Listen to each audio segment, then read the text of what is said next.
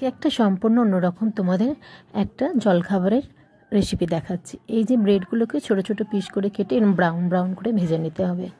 আর তার ওপর বেশ কিছুটা মাখন 1 চামচ দিতে পারো, 2 চামচও দিতে পারো। তো মাখনটা এর সাথে মিশিয়ে দিতে হবে। মাখনটা মিশিয়ে দিয়ে বেশ কিছুক্ষণ নাড়াচাড়া আবার করে এরপর তুলে নেব প্লেটে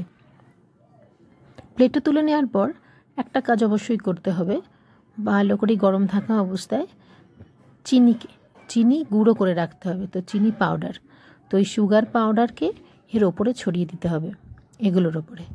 তো ছড়িয়ে দিলে তুমি দেখবে একটা সন্ধেবেলার খুব সুন্দর জলখাবার। আর এটা অনেক বাচ্চারাও পছন্দ করবে, এমনকি বয়স্ক থেকে বাচ্চারা প্রত্যেকেই পছন্দ করবে। তো তোমরা প্লিজ এরমভাবে বানিয়ে আমাকে কমেন্ট বক্সে জানিও যে কে কে বানিয়েছো এবং কার কার এটা ভালো লেগেছে।